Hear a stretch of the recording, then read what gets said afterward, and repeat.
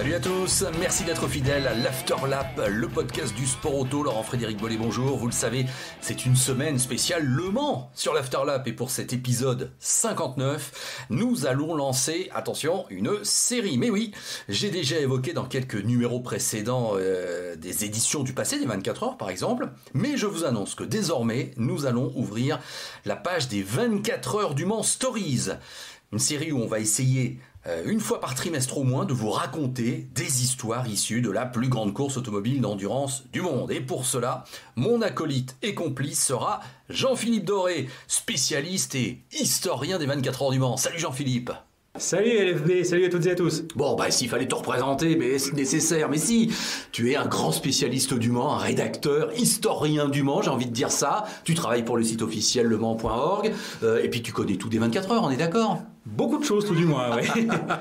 Bon, écoute, je suis ravi de t'avoir avec moi, parce qu'on va passer tous les deux on va feuilleter un peu le grand livre de l'histoire des 24 heures du Mans. Et je t'avais demandé un petit travail parce que on va dire qu'on est parti du principe qu'en 2020, nous fêtons le 75e anniversaire de la fin de la Seconde Guerre mondiale. On n'invente rien. 1945-2020, c'est bien 75 ans. Et que si on voulait trouver une thématique, pourquoi pas les pilotes vainqueurs qui sont nés pendant la Seconde Guerre mondiale. Et ça donne une sacrée génération. C'est un club très fermé qui compte 11 membres. Seulement 11 membres ? Seulement, oui. Et imagine qu'en Formule 1, ils sont encore moins nombreux, puisque les champions du monde de Formule 1 nés pendant la Seconde Guerre mondiale, il n'y en a que deux.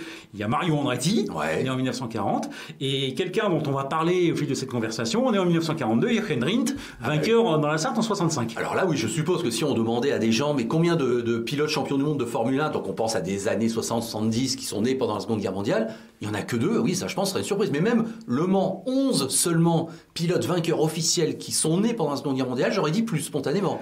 C'est vrai que quand je me suis penché sur la question, c'était déjà il y a quelques années pour le plaisir, à l'époque du 70e anniversaire de la fin de la Seconde Guerre mondiale en 2015, j'avais eu l'occasion d'ailleurs de faire pour le site officiel une petite rétrospective qui était parue pendant l'été, qui suivait un peu la chronologie de la Seconde Guerre mondiale. J'ai recherché un peu, je pensais en trouver une quinzaine à peu près. Ouais, c'est ça. Et là, je me suis dit, à peine une dizaine, 11. Et c'est là qu'on se rend compte qu'en fait, c'est aussi une certaine forme d'élite dans l'histoire des 24 heures, parce que quand on va faire le casting d'été, il y a des sacrés personnages de l'histoire du sport automobile, et il y a eu beaucoup de records et de statistiques XXXL de l'histoire des 24 heures du Mans qui ont été réussis par ces 11-là. Voilà, tout à fait. Alors, on va donc, vous avez compris le principe de cet épisode de l'Afterlap, on va dérouler effectivement la liste de ces 11 élus, si j'ose dire. Alors, il y avait deux façons de les classer, soit par ordre chronologique de leur naissance, soit par ordre alphabétique. Écoute, j'ai choisi l'ordre alphabétique. Écoute, c'est comme ça, voilà. Et donc, je vais à chaque fois citer le pilote, et puis c'est toi qui vas un petit peu nous en parler. Et puis, écoute, on va discuter tous les deux. Alors, le premier, c'est Richard Attwood, né le 4 avril 1940. Il est toujours en vie, Richard Attwood, d'ailleurs. Il a fêté ses 4 fois 20 ans cette année, et en plus, c'est une année assez spéciale pour lui, puisque là, on est dans le demi-siècle de son unique victoire aux 24 heures du Mans. Voilà, donc lui, il a toutes les sauces. Voilà. 1970, on le sait, il est rentré dans l'histoire, c'est lui qui a offert la première victoire officielle à Porsche aux 24 heures du Mans. Donc forcément, il est très important, Richard. Voilà, une sorte d'apothéose aussi. Ça faisait déjà une petite paire d'années qu'il roulait sur Porsche au Mans. Précédemment, on l'avait beaucoup vu sur Ferrari aux 24 heures, notamment au sein de l'équipe britannique Maranello concessionnaire, qui était l'importateur britannique des Ferrari à cette époque sur le Royaume-Uni. Et Richard Attwood, en fait, c'est 9 participations aux 24 heures du Mans, 2 podiums. Le premier podium de Richard Attwood au Mans, c'est simple, c'est sa victoire en 1970. Oui, il commence très fort. Donc ça commence plutôt bien. Alors avec Hans Hermann, on va aussi bien sûr, dire qu'il n'était pas seul. Hans Hermann avait lui aussi enfin réussi à gagner. D'autant plus que même pour lui, c'était probablement une victoire improbable, parce que sur les 7 Porsche 917 au départ, c'était la plus mal qualifiée. que bon, les favorites, c'était plutôt Porsche Construction Salzbourg et Gulf, bien sûr. Mais la météo, qui était absolument épouvantable en 1970, les accidents, les pépins mécaniques, ont fait que, avec leur train de sénateurs, Richard Atwood et Hans Herrmann se sont retrouvés en tête à la 11e heure, qu'ils ne l'ont plus quitté ensuite, même si il y avait une deuxième Porsche 917 derrière, qui était celle de Gérard Larousse et Willy Kausen. Sauf que le dimanche matin, en fait, Ferry Porsche se faisait transmettre à son hôtel les classements heure par heure. Et quand il a vu que Gérard Larousse et Willy Kausen revenaient sur la 917 de Richard Atwood et Hans Herrmann, il a tout simplement décidé de geler les positions pour assurer enfin la première victoire de Porsche au Mans. Et en plus, avec quelle voiture, la 917. D'ailleurs, les deux seuls podiums de Richard Atwood au 24 heures du Mans, c'était en 1970 d'abord pour sa victoire avec Porsche Construction Salzbourg et Hans Herrmann. Et son deuxième podium, c'était l'année suivante. Là, il était passé au sein de l'équipe Gulf. Et il avait terminé deuxième, associé au Suisse Herbert Müller. Bon, et vous voyez les amis, hein, Jean-Philippe, il connaît tout. Hein, là, c'est un vrai peu de science. Donc, c'est super de t'avoir, Jean-Philippe, avec nous. Bah, c'est toujours un plaisir. Hein. Bon, on va essayer de se limiter à 2 minutes par pilote, t'es d'accord? On va essayer. Voilà, c'est ça. Alors, il y en a 11 quand même. Oui, c'est ça, mais on va avoir on va arriver à une petite demi-heure. C'est ça. Mais alors, Atwood, juste pour compléter, il a fait 16 Grands Prix aussi de Formule 1. Moi, je vais compléter à chaque fois par la Formule 1. Et tu sais que son meilleur résultat, c'est une deuxième place à Monaco en 68. Pas mal, hein, deuxième à Monaco, hein, ça se refuse pas. Hein. Derrière Grammy, en plus. Oui, c'est ça. Je l'ai pas vu au Mans Classique une fois, Richard Atwood, ça te dit rien, non? Je n'ai jamais eu l'occasion de le croiser au Mans Classique. Il y a quelques années, bien sûr. Mais... J'en ai croisé quelques-uns dans la liste qu'on va dérouler. Moi, ça me dit quelque chose. Bon, enfin, bon, écoute, à vérifier. Hein, voilà. Alors, ensuite, le deuxième pilote, toujours par ordre alphabétique, toujours anglais, né le 31 octobre 1941. Et alors, lui, c'est un encore plus grand nom, si j'ose dire, quand même, du Mans, puisqu'il a gagné 5 fois. C'est Derek Bell. Alors, Derek Bell, c'est bien simple. C'est le pilote britannique le plus victorieux au Mans. 5 victoires, dont 3 avec Jackie Hicks. Ça, on va parler un petit peu plus tard, un petit peu. Et 2 avec Olbert et Stuck. C'est-à-dire qu'en fait, ces 5 victoires, c'est avec le même équipage. Oui, avec le même équipage. Que 2 équipages à chaque fois. C'est marrant. Et d'ailleurs, il y a une coïncidence historique entre Richard Atwood et Derek Bell, c'est que Derek Bell a disputé ses premières 24 heures du Mans l'année de la victoire de Richard Atwood en 1970. Ah bah oui. Il était pilote d'usine Ferrari. Il était sur la 512S, associé, malheureusement pour un abandon, au pilote de Formule 1, Ronnie Peterson. Ouais. Donc, c'est aussi, Derek Bell, c'est une sacrée histoire. C'est 26 participations. Il n'y en a pas beaucoup qui ont dépassé le cap des 25. Oui, il y a Pesca, bien sûr, mais il n'y en a pas beaucoup derrière. Voilà. Enfin, devant, oui. Voilà, c'est 9 podiums, dont 5 victoires. Ouais. Et un taux de réussite assez exceptionnel avec Jackie Hicks, puisqu'en fait, ils ont disputé ensemble 4 fois les 24 heures, en 75, en 80, en 82, 83. Le bilan, 4 pole positions, 3 victoires, une deuxième place. Oui. Mais moi, quand j'étais jeune, le duo X-Bell, c'était effectivement l'arme fatale au Mans. Hein. Ils étaient considérés comme imbattables, surtout avec Porsche. Surtout notamment avec la 956 en 1982, où là c'était carrément Porsche triplé 1, 2, 3 dans l'ordre des numéros. L'année précédente, d'ailleurs, dans les deux cas, ils étaient partis de la pole position en 80-82. En 75 aussi, ils gagnent tous les deux. Bon, c'est vrai qu'effectivement, quand on parle de Derek Bell, c'est vrai que le nom de Jackie Hicks vient spontanément à l'esprit, parce que ça fait partie des grands équipages qui ont marqué l'histoire des 24 heures, comme Olivier Jean Debien et Phil Hill au début des années 60, comme plus récemment le trio Tréluyer, Fessler, Lotterer à la rigueur, ou même Franck Biella, Tom Christensen et Manuel Pirro. Oui, tout à fait, on est bien d'accord. Mais écoute, j'ai envie d'associer X tout de suite, parce que c'est le prochain de notre liste. L'ordre alphabétique fait que c'est Jackie Hicks après. Tu sais qu'il est né, tu le sais mieux que personne, le 1er janvier 1945. En pleine bataille des Ardennes. Donc l'un des épisodes clés de la Seconde Guerre mondiale, puisque c'est notre fil rouge quelque part. Voilà, donc c'est vrai on peut les associer encore plus.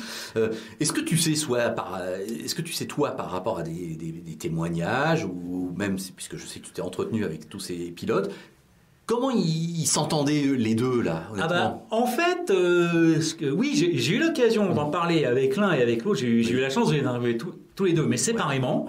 Alors, Jackie Hicks m'a dit que ce qu'il appréciait beaucoup chez Derek Bell, c'est qu'il lui rendait la voiture, je cite, exactement dans le même état dans lequel je la lui avais laissée, et que Derek Bell m'a dit exactement la même chose, en fait. Bon, le duo complémentaire, on le savait, mais là, alors regarde, ils le disent eux-mêmes. Ils l'assument eux-mêmes, oui. C'est ça. Donc là, Jackie X, d'ailleurs, il suit également dans l'ordre alphabétique. C'est ça, c'est pour ça que je te l'associe tout de suite. Donc c'est pareil, c'est tous les deux, en plus, la coïncidence de l'histoire fait que tous les deux ont fait 9 podiums au Mans, sauf que Jackie X compte une victoire de plus. Voilà pourquoi il a eu droit au surnom de Monsieur Le Mans dans un premier temps avant Christensen. Que même Tom Christensen lui-même n'ose pas lui contester. Pour moi, il y a deux Monsieur Le Mans, effectivement. J'irais même, il y en a 3. Tu veux que je te dise franchement mon avis? T'as Tom Christensen par rapport forcément à son nombre de victoires, Jackie X par rapport à ce qu'il a représenté à un moment donné de l'histoire, et quelque part c'est lui le premier qui a eu ce titre, et moi je mets toujours Monsieur Le Mans, c'est en côté français, c'est Henri Pescarolo. Bien sûr. Voilà, c'est ça. Moi, il y a 3 Monsieur Le Mans. Voilà. Donc Jackie X, qui en plus était détenteur du record de victoire pendant plus de 20 ans, de 1981, date de sa 5e victoire, avec Derek Bell d'ailleurs, qui lui signait sa 2e c'était en 1981, donc jusqu'à la 7e victoire de Tom Christensen en 2005, ce qui a fait dire à Jackie X que grâce à Tom Christensen, Jackie X redevenait le seul sextuple vainqueur des 24 heures du Mans. Oui, c'est pas faux. avec cet humour distancié qui caractérise Jackie X. Puis, quand il s'exprime, quand il a pu s'exprimer au Mans de manière officielle. J'ai toujours dit que c'était un seigneur, Jackie X. Quelle intelligence, quelle façon de parler, quelle humanité, quel regard. Pour l'avoir interviewé, c'est la très grande classe. Franchement. C'est ça. Et il y a aussi un autre record dont Jackie X est toujours détenteur, c'est le record du nombre de pole positions. Il en compte 5, et c'est le premier pilote à avoir signé 3 pôles consécutives au Mans, le deuxième étant Stéphane Sarrazin avec Peugeot en 2007, 2008, 2009. Oui, tu as raison. Et Jackie X, c'était donc 81, 82, 83. C'est ça. Et donc toujours donc en plus Jackie X fait aussi partie de, parce qu'en fait quand on parle de cette génération de pilotes, on parle aussi d'une génération d'aventuriers quelque part. Et Jackie X, c'est l'aventurier du sport automobile dans toute sa splendeur, qui a commencé par le motocross, qui a fait de la Formule 1, qui a gagné au Mans, qui a été vice-champion du Mans dans F1, qui a gagné en Afrique, qui a couru en Afrique, qui a gagné le Paris-Dakar, etc. Qui a même été titré en Challenge Can-Am aux États-Unis dans l'équipe de Paul Newman. Vice-champion du monde de Formule 1 en 70, faut-il le rappeler derrière de Ken Rindt. Et Bell, alors tiens, pendant que je revois Bell, il a quand même fait 9 Grands Prix dans sa carrière aussi. Ça, on le connaît pas bien, sa carrière F1. Bon, elle est un peu plus modeste forcément, entre le Grand Prix d'Italie 68 et d'Allemagne 74. Il a fait 9 Grands Prix seulement, mais il est une fois rentré dans les points parce qu'il a terminé 6e au Grand Prix des USA 70. Voilà. Donc écoute, il y a de la Formule 1 quand même pour tous ces pilotes pour l'instant. 8 victoires en F1 pour Jackie X, qui est... Parce qu'en fait, on parle de club très fermé avec ces 11 pilotes qu'on est en train de dérouler, mais il y a un club qui est encore plus fermé dans ces 11 pilotes-là, ce sont ceux qui ont gagné à la fois au Mans et en F1. Et là, ils sont encore moins nombreux, puisqu'il y en a 3. Jackie X, Jochen Rindt et Pedro Ariès.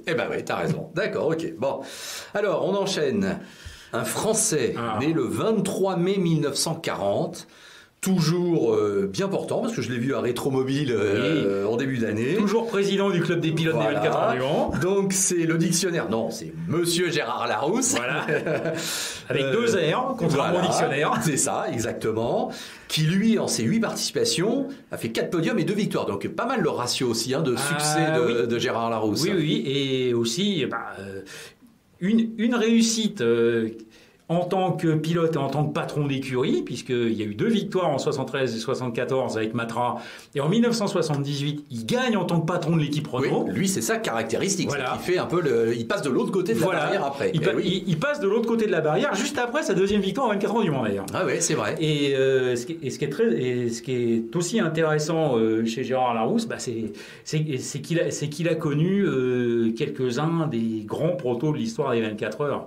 Il a connu la Porsche 908, donc 2e en 1969 avec Hans Herrmann, la Porsche 917 en 1970-71, et dans la foulée, la génération suivante, les magnifiques Proto Matra avec ce son magnifique qui nous reste encore dans les oreilles.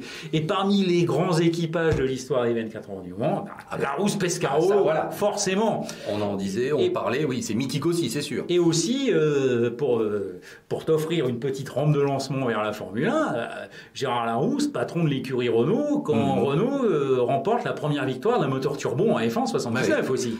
Ah, mais des pilotes qui passent instantanément team manager ou team principal, comme on dit maintenant, c'est pas un hasard non plus. Ça veut dire qu'ils ont su démontrer effectivement une capacité hors norme de regard, d'organisation, d'intelligence, bien sûr. Sachant qu'en plus, c'est pas du tout le même métier, puisque, bon, disons les choses comme elles sont. L'ego d'un pilote fait qu'il ramène tout à lui d'une certaine façon, tandis que le patron d'écurie, il faut qu'il ait une vision beaucoup plus globale.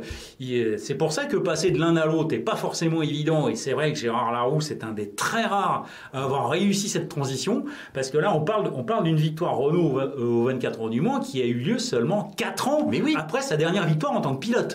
Non, c'est unique en son genre, donc bravo à Gérard Larousse et à Rétromobile.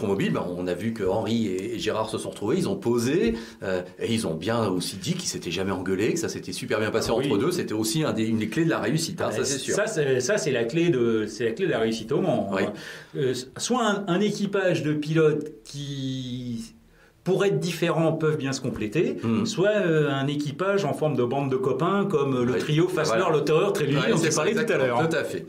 Alors, on enchaîne. Un Autrichien né, effectivement, cette personnalité est un petit peu plus sujette à discussion, on va dire. Il y a beaucoup de choses à dire sur ce monsieur. Né le 24 avril 1943, Helmut Marko. Alors, avant d'être le monsieur Red Bull actuel avec tous ses défauts, je le dis tout de suite. La terreur des jeunes pilotes de la filière Red Bull, pour faire simple. Et moi, je te dis franchement que je n'apprécie pas trop le personnage et je sais que je suis pas le seul. Mais par contre, il a été un très très grand espoir du sport automobile avant la fin de sa carrière. On reviendra un petit peu plus longuement tout à l'heure sur la manière un petit peu brutale dont s'est terminée sa carrière de pilote. Mais il gagne en 71, simplement. Il gagne en 71 et en plus, il signe un record de la distance qui va tenir jusqu'en 2010. C'est ça. Avec la Porsche 917 associée à Gijs van Lennep. Et donc, on parlait de Atou tout à l'heure. Atou et Hermann sont les deux premiers pilotes qui font gagner Porsche. Mais dès l'année suivante, 71, Porsche enchaîne. Et là, c'est Marko et Van Lennep qui s'imposent. Voilà. Et à cette époque-là, donc seulement 3 participations pour Helmut Marko au Mans. Donc la première, c'était l'année précédente, en 1970, sur Porsche 908. Il termine 3e associé à Rudi Vince. Donc, il gagne l'année suivante avec la 917 et ce fameux record de la distance à 222 de moyenne. Et donc, il dispute ses dernières 24 heures du Mans en 1972 en tant que pilote d'usine Alfa Romeo. Juste avant la fin de sa carrière de pilote qui va s'achever d'une manière brutale lors du Grand Prix de France. C'est son fameux accident à l'œil là. Sur le circuit de Charade où une pierre projetée par la voiture qui le précédait, la Lotus Emerson Fittipaldi, transperce la visière de son casque et il perd l'usage d'un œil. Et sa carrière de pilote s'arrête là. Non, ça c'est sûr. Par contre, par la suite, il est devenu patron d'écurie, notamment en Formule 3000 avec le team RSM. Et là, aujourd'hui, patron très redouté de la filière des jeunes pilotes Red Bull. Avec donc une image un peu comment dirais-je, de type qui n'hésite pas à virer les jeunes ou à les utiliser comme des pions, à les critiquer publiquement. C'est vrai que c'est un personnage spécial, Oui, mais je pense aussi que s'il avait pu continuer, je pense qu'il aurait pu être un très très grand. Il était déjà un pilote en devenir. Parce qu'il faut quand même rappeler qu'il a ce record de la distance au 24 heures du Mans 71, il avait 28 ans. 28 ans, c'était jeune au début des années 70. C'est vrai. Quand on pense que Derek Bell a débuté sa carrière à 25 ans, donc il avait encore tout l'avenir devant lui. Il pouvait écrire de nouvelles belles pages pour lui. Voilà. Peut-être avec la même exigence que celle qu'il imprime aux jeunes pilotes Red Bull, ça on ne le saura jamais malheureusement. Bon, écoute, en tout cas, Helmut Marko fait partie de cette liste privilégiée des 11 pilotes qui ont gagné Le Mans et qui sont nés pendant la Seconde Guerre mondiale. Et à chaque fois, c'est vrai qu'on imagine être parent dans les années 40 pendant la Seconde Guerre mondiale, mettre au monde un enfant, c'est sûr que pour tout le monde entier, ça n'a pas dû être simple. Hein. Donc, notamment pour Jochen Rindt, mais ça on en parlera tout à l'heure. Tout à fait. Juste au passage, le fameux Grand Prix de Monaco 72 que Jean-Pierre Beltoise gagne, évidemment. Quelle merveille. Oui. Et ben, ce jour-là, Helmut Marko termine 8e de ce Grand Prix de Monaco et c'est son meilleur résultat en Formule 1 car il a fait lui aussi 9 Grands Prix, tout comme Derek Bell d'ailleurs, dans sa carrière. Bon, bah écoute. Quelques coïncidences statistiques amusantes au fil de ce casting. On enchaîne, un pilote anglais né le 14 août 1942. Donc là, en plein milieu de la Seconde Guerre mondiale, j'ai envie de dire. Oui. Et qui a gagné en 69 et pour beaucoup c'est la plus belle édition du Mans. Bon, c'est Jackie Oliver bien sûr. Jackie et Jackie. Ouais. Alors donc c'est vrai que Dupont et Dupont. parce que X symbolise à la rigueur les années 80, on en parlait avec Derek Bell, mais il gagne dès 69 Le Mans avec évidemment son attitude dès le départ, ce final exceptionnel que personne n'a oublié. Bon là on parle entre spécialistes, mais tous nos auditeurs savent de quoi on parle. Puis sans parler de certaines remontées express, notamment en 69 et aussi en 77 où il doit 3 fois le record du Tour de François Sever. Voilà. Il gagne en 75 avec un châssis Mirage qui était cassé au niveau de la suspension arrière. Jackie X, c'est... Bon, c'est une légende. Voilà. Mais est-ce que Jackie Oliver était à son niveau en 69 pour toi? Alors, j'aurais tendance à dire que tous les gens qui ont été coéquipiers de Jackie X étaient un poil moins rapide que lui, mais prenait quand même grand soin de la voiture. Voilà, c'est surtout ça qui vient à l'esprit quand on parle à Jackie X de ses anciens coéquipiers, notamment Derek Bell. Ce qui était un petit peu le cas pour Jackie Oliver, en Jackie Oliver IE et Jackie X Y. Voilà. On est bien. Et Jackie Stewart IE aussi. IE aussi, voilà. À l'anglaise. Voilà, ou à l'école c'est selon. Et donc.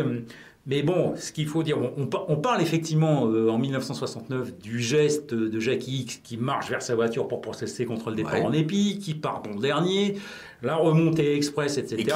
Et qui conclut par la victoire aussi. Qui conclut avec 120 mètres d'avance sur Hans Herrmann.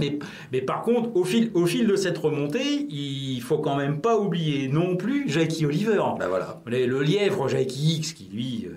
trace sa route et Jackie Oliver qui on pourrait imaginer que il garde la voiture un petit peu en dessous, mais finalement pas tant que ça, parce qu'il faut pas oublier qu'en 1971 Jackie Oliver, avec la 917 longue pendant les essais préliminaires d'avril, a établi sur la ligne droite des Hunaudières un record de vitesse qui a tenu jusqu'en 1988.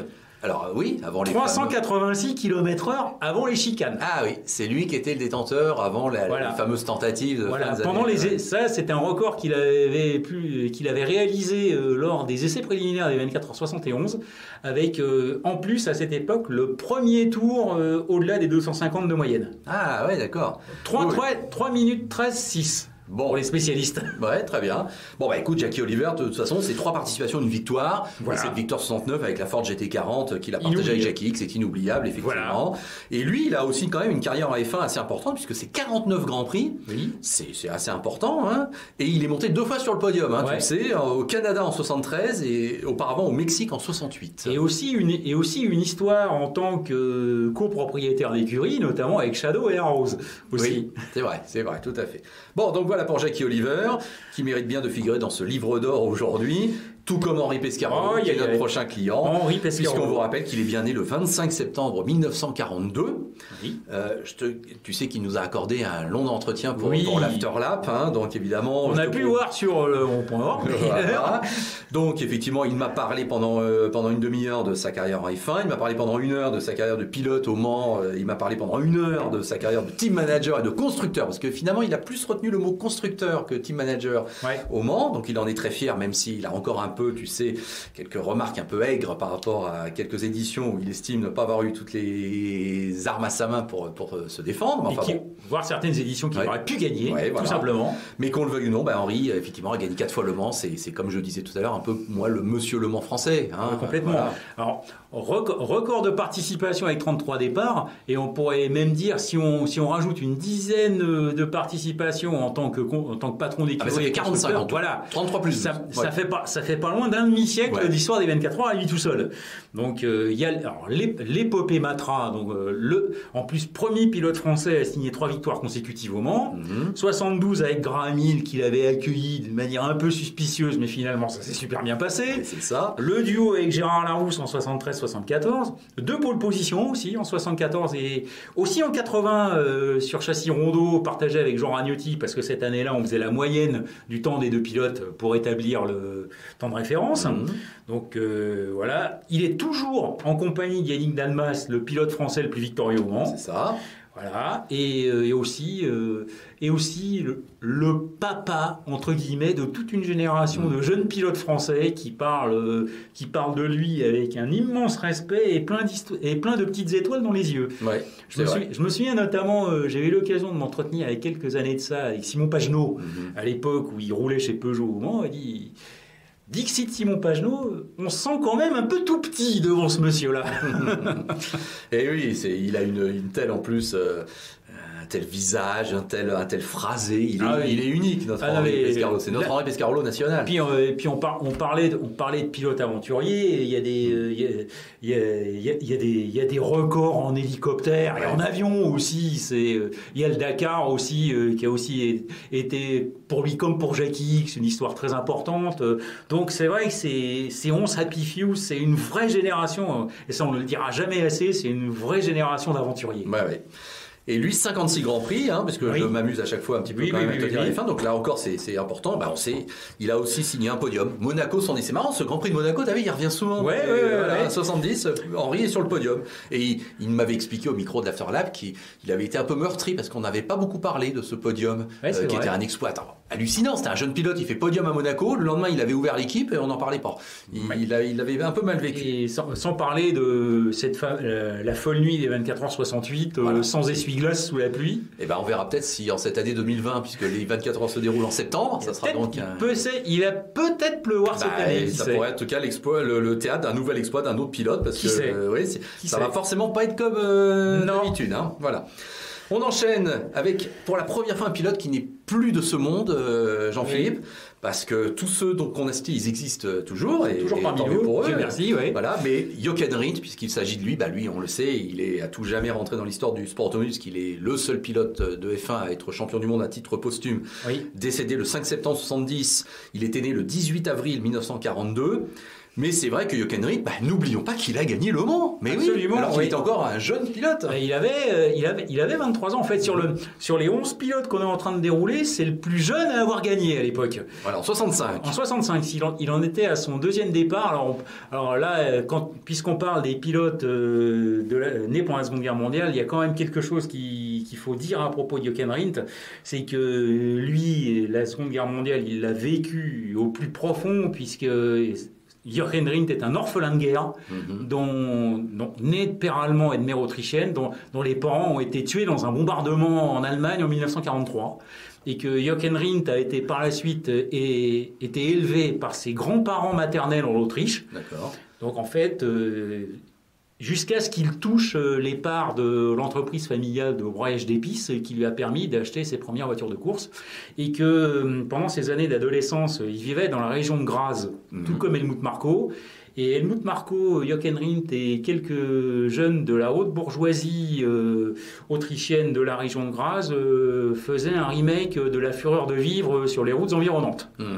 D'accord. Donc tout ça pour dire que Jochen Rindt, c'est un personnage au vécu très particulier et extrêmement chargé. Et sa victoire aux 24 heures du Mans est à cette image finalement. Parce que sa voiture est retardée en début de course. Donc c'est une Ferrari 250 LM, voilà, de l'équipe NART, mais North American de Luigi Chinetti. Voilà. Que c'est la dernière victoire au général d'une Ferrari au Mans. Ouais. Et que en début de course, donc son coéquipier américain Maston Gregory, donc leur 250 LM connaît des ennuis mécaniques. Donc ça s'éternise. Et à un moment donné, Maston Gregory se demande où est Jochen Rindt. Et bien Jochen Rindt, il est sur le point de monter dans un taxi pour quitter le circuit, parce qu'il estime que la cause est perdue. Il dit non, on continue. Alors Jochen Rindt, ok, je continue, mais c'est à bride abattue jusqu'à l'arrivée. Donc là, ils font une remontée absolument éclair. Ils reprennent la tête de la course en début d'après-midi lorsque l'autre 250 LM de l'écurie Francorchamps, qui est en tête de la course, est victime d'un déchappage de son pneu arrière droit et que du coup on a décidé de mettre Maston Gregory au volant pour préserver la voiture que Jochen Rindt, qui roulait très vite et très brutalement, avait copieusement malmené, à tel point d'ailleurs que le différentiel de la voiture a lâché sitôt la ligne d'arrivée franchie. D'accord. Mais enfin, une victoire épique et extraordinaire. Ah bah oui, c'est le haut fait de Jochen Rindt en endurance.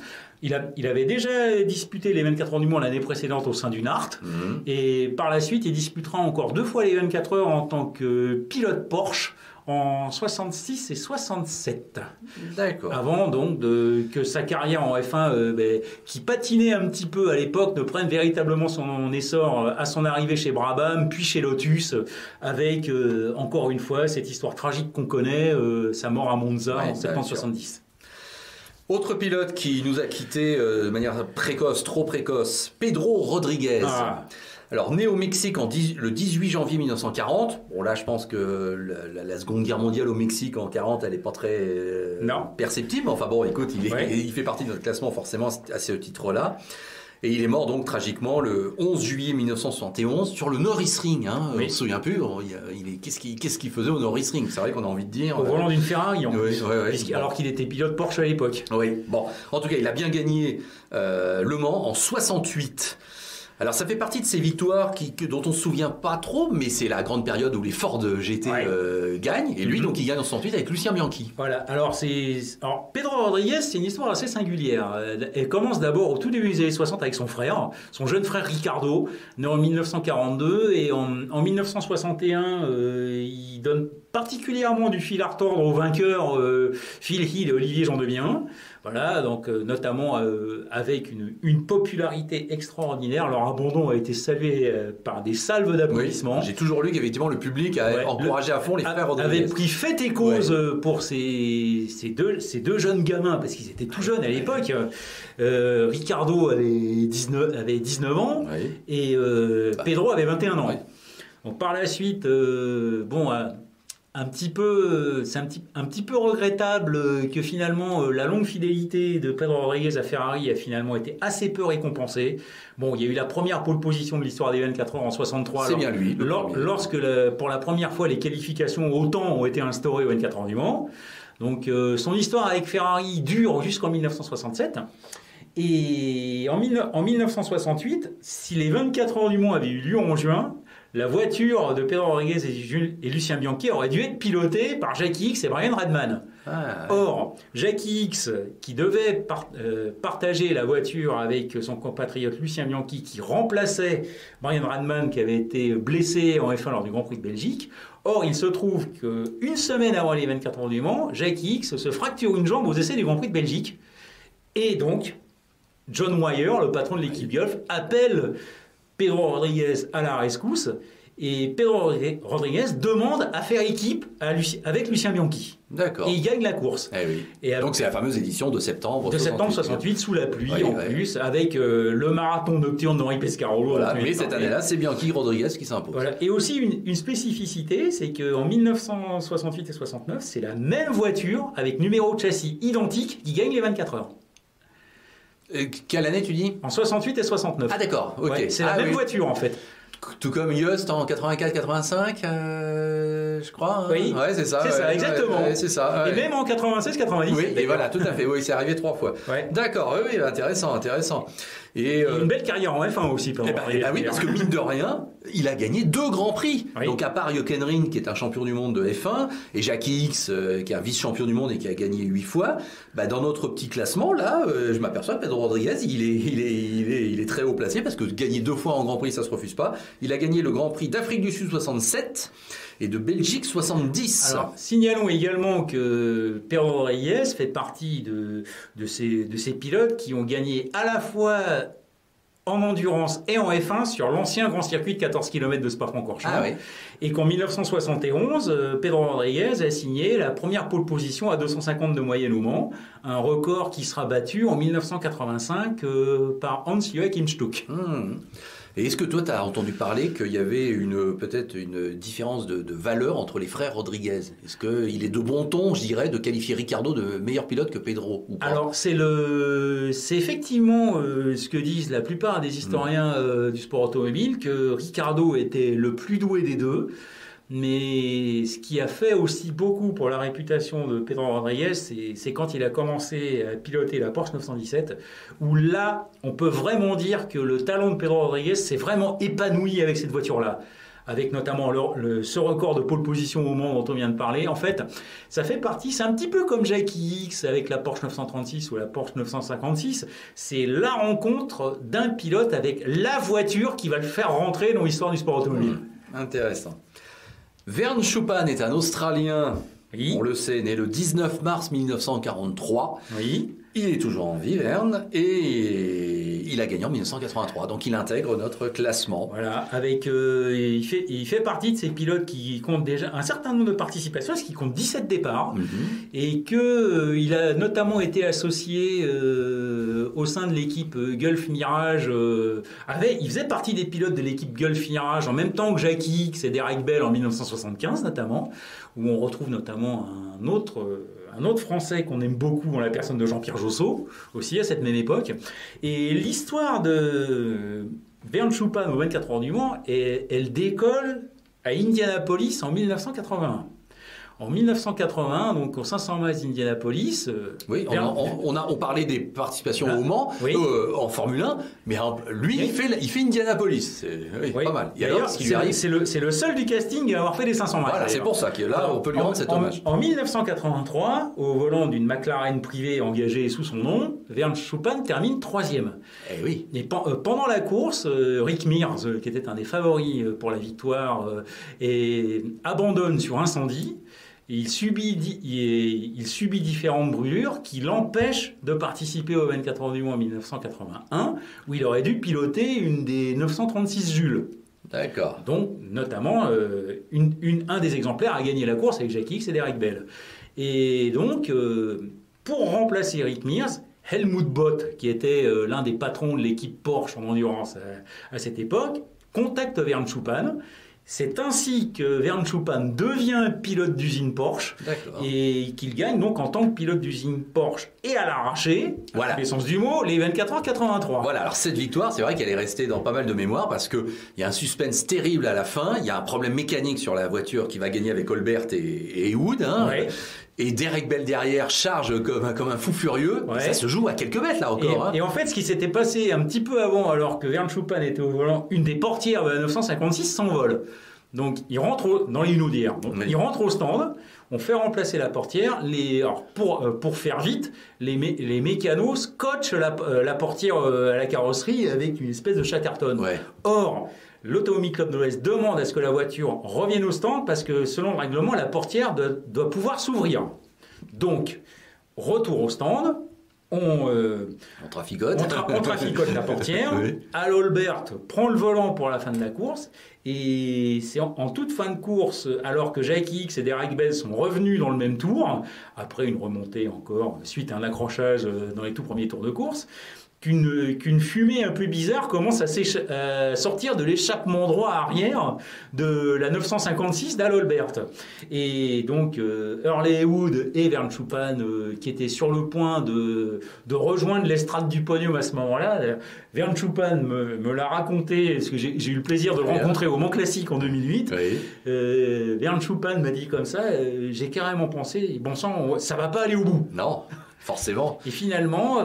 17 secondes à l'arrivée. 17 secondes à l'arrivée et une salade de bielle dans le moteur une fois le drapeau à damier franchi. Donc voilà comment aussi Bell et X n'ont pas gagné 3 fois de suite parce que 80 et 82 avaient gagné et en 83 c'est pas passé loin. D'ailleurs ils auraient été le premier équipage à signer 4 victoires aux 24 heures du Mans. Ouais, puisqu'en fait la plupart des grands équipages de l'histoire des 24 heures du Mans n'ont gagné que 2 ou 3 fois maximum. C'est vrai. Donc Bernd Schupan, effectivement, quand même, mérite bien de figurer dans notre classement. Je t'annonce aussi qu'il a fait 9 Grands Prix de Formule 1 dans sa carrière. Là, c'est marrant, c'est le 3e, je crois, qui a 9 Grands Prix. Hein, voilà. Ouais. Et que son meilleur résultat est une 9e place. Bon, là, c'est assez modeste pour lui. Mais effectivement, 3e à Indianapolis en 81, comme tu l'as dit. Et puis, le dernier, déjà, on arrive au 11e. Et on l'a déjà cité tout à l'heure, puisqu'il a gagné avec Helmut Marko. Donc, c'est le néerlandais. Alors, Gijs Van Lennep. Gijs, G-I-J-S. Bon, voilà. Je le connais, mais bon, j'attendais de voir comment tu le prononçais, Van Lennep. Né le 16 mars 1942. Et qui a donc gagné 2 fois, lui. Parce que Marko n'a gagné qu'une fois avec lui. Mais Van Lennep a récidivé avec qui? Encore avec ce diable de Jackie X. Eh oui. Et en fait, comme Derek Bell, Gijs Van Lennep dispute ses premières 24 heures en 1970 sur une Porsche 917 privée co-engagée par le pilote britannique David Piper. Donc l'année suivante, il intègre l'équipe d'usine Martini Porsche, se retrouve donc coéquipier d'Helmut Marko. Donc il gagne la course et donc ce qui fait également de Gijs Van Lennep le co-détenteur de ce record de la distance que Romain Dumas, Mike Rockefeller et Timo Bernhard n'ont battu qu'en 2010. C'est ça. Et ensuite, il poursuit son petit bonhomme de chemin, notamment avec la fameuse Porsche Carrera qui termine 2e en 1974, derrière Henri Pescarolo et Gérard Larousse. Et 1976, sa deuxième victoire, c'est une espèce de cadeau d'adieu, puisqu'en fait, il avait annoncé aux gens de Porsche que les 24 heures du Mans 1976 seraient sa dernière course. Et les gens de Porsche lui ont dit, comme cadeau d'adieu, on va t'associer à Jackie X. Et ils ont gagné. Eh ben oui, 76 avec la 936. Voilà, pour la première participation de la 936 en plus. D'accord. Donc voilà, il a gagné avec Marko, il a gagné avec Jackie X, donc Gijs Van Lennep est bien un double vainqueur des 24 heures du Mans. Et premier pilote néerlandais vainqueur au Mans. Tout à fait. Comme Bernd Schupan a été le premier Australien, Pedro Rodriguez le premier Mexicain, Rindt le premier pilote autrichien. Voilà. Et puis écoute, et voilà. Dans notre classement, oui, c'est tout pour les nationalités. Voilà. Alors je te signale qu'il a fait lui, non pas 9, mais 8 Grands Prix. On n'est pas loin, c'est toujours les mêmes autres. Le Grand Prix des Pays-Bas 71, logique, il a commencé chez lui. Oui. Jusqu'en Allemagne 75, et il est entré 2 fois dans les points, il a terminé 2 fois 6e. Et que c'est le seul authentique aristocrate du casting, puisqu'il a le titre de baron. Ah bon? Ah, d'accord. C'est Monsieur le Baron Gijs Van Lennep. Ouais, ok. Alors pour conclure, mon cher Jean-Philippe, on a cité ces 11 pilotes. Mais pour conclure, on va rappeler les associations dans ces 11 pilotes. Oui. Alors en fait, Jackie X et Derek Bell ont gagné ensemble 3 fois. C'est ça. En 75, en 81 et 82. Henri Pescarolo et Gérard Larousse en 73 et 74. Jackie X, Jackie Oliver en 69. Helmut Marko, Gijs Van Lennep, on vient d'en parler, en 1971. Et Gijs Van Lennep une nouvelle fois avec Jackie X en 1976. Voilà, donc il n'y a que 5 équipages formés de vainqueurs, dont on rappelle notre caractéristique aujourd'hui, c'était le thème de l'émission, qui sont nés pendant la Seconde Guerre mondiale. Voilà. J'ai envie de te dire, trouver comme ça une petite thématique, ça nous donne envie d'en trouver d'autres. On est d'accord? On va chercher. Donc on va chercher. Et puis on va trouver. Disons que tu vas chercher. Et je t'accueillerai au micro de l'Afterlab. En ce qui concerne les 24 heures du Mans, comme c'est quasiment mon quotidien, l'histoire des 24 heures du Mans. Donc en toute modestie, c'est en toute humilité. C'est un peu l'enfance de l'art, quelque part. Écoute, je te donne rendez-vous durant l'intersaison. Voilà, on va laisser passer avec grand plaisir. Saison qui vont aller avec la Formule 1 jusqu'à mi-décembre, ça va. Avec grand plaisir. Tout le monde compresse un peu ses calendriers là en cette fin d'année, mais durant l'hiver, écoute, on se retrouvera, Jean-Philippe, je le annonce publiquement, et on se trouvera une autre thématique, et puis ça nous permettra de jeter un coup d'œil dans le rétro des 24 heures du Mans, parce que alors ça, s'il y a bien quelque chose qui est inépuisable et toujours source de joie, d'intérêt, de passion, c'est bien de se plonger dans l'histoire des 24 heures. Et merci à toi pour l'invitation, et au plaisir de remettre ça très bientôt. Oui, salut à toutes et à tous. Voilà, salut l'Afterlab, le podcast du sport auto disponible sur toutes les plateformes usuelles de podcast, et puis la chaîne YouTube, l'Afterlab, où on essaye le plus souvent d'ailleurs de vous mettre en audio les vidéos que le sort, mais là en audio sur la chaîne YouTube de l'Afterlab. Salut à tous. Ciao.